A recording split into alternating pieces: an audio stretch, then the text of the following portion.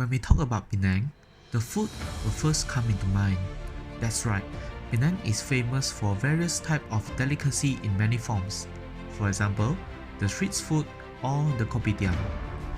Hi, my name is Choo and today I will talk about one of the famous food premise in Butterworth, the Juheng Tom Yum Mee. Juheng Tom Yum Mee are located at Raja Uda. They eventually become the favorite spot for locals to have their dinner or supper. They serve their Tom Yum Mee with the ingredient you choose, which is mostly processed food.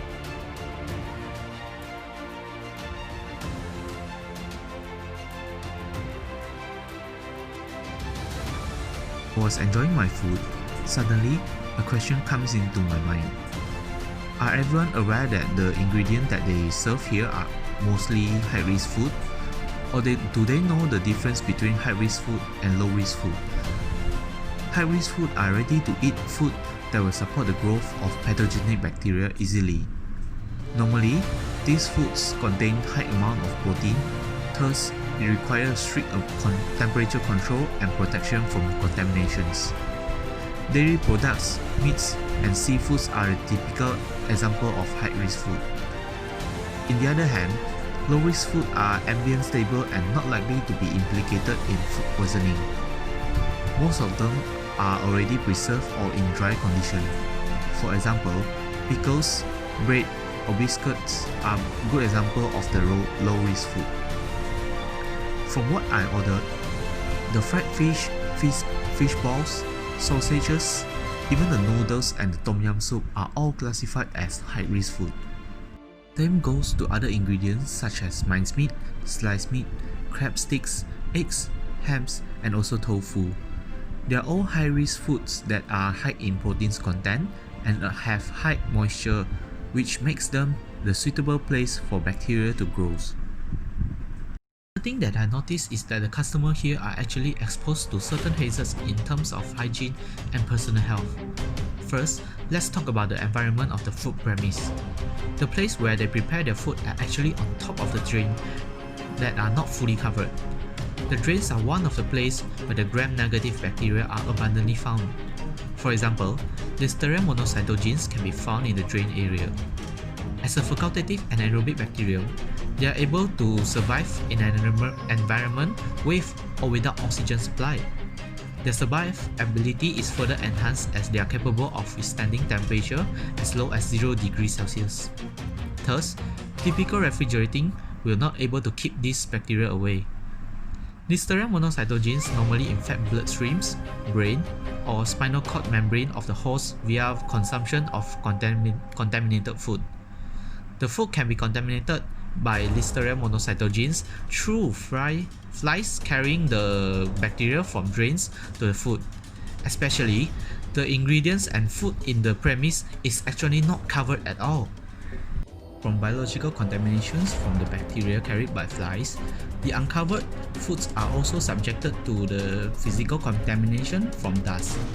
The source of the dust can be from the ceiling of the premise, which seems haven't been cleared for a long time.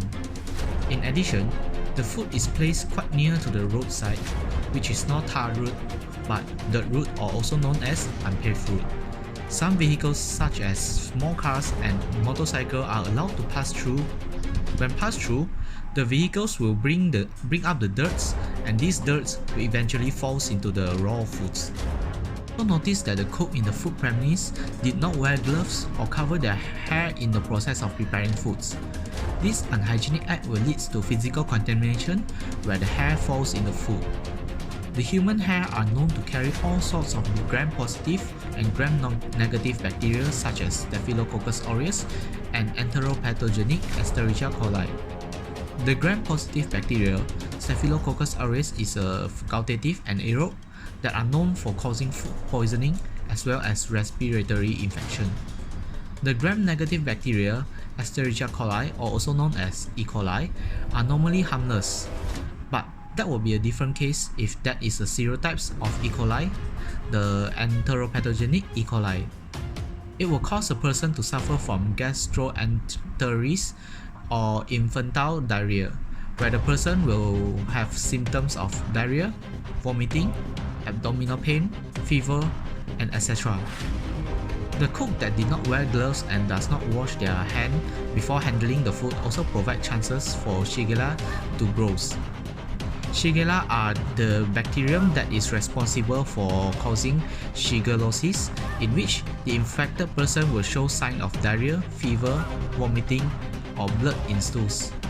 When I'm ordering the food, I also notice that the plate that they use to hold the ingredients are actually not clean or even washed. This will encourage the cross-contamination to happen, whereas safe and clean food is contaminated by already contaminated food via surface interaction. There's actually not much to talk about the chemical contaminations in this food premise. The most possible way for the processed food and meats to be chemically contaminated will be at the very early stage where veterinary drugs contamination took place. The use of veterinary drugs in livestock production is inevitable, as they are essential for treatment or prevention of disease or improve of growth and productivity of the livestock. Among the antimicrobials that are commonly used in livestock production are tetracyclines, streptomycins, and penicillins.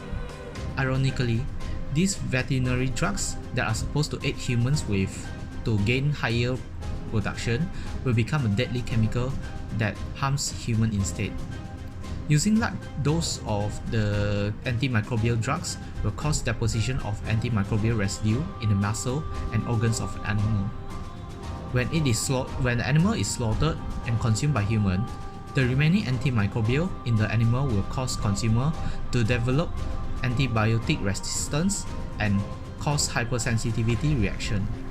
At the end of the video, I would like to state a few suggestions for Juheng restaurant to make same changes on. They should seriously start to wear gloves and hat when preparing the food to avoid physical contaminations. Also not to forget to wash their hands before touching the foods. The food that is left at open space should be covered until the customer wants to take something. As a food and beverage owner, they should take note and understand where the ingredient came from and how it is made. They should also clean their utensils such as plates and their premise after the business hour. Last but not least, they should at least place the food far from the source of contaminations to ensure customer safety.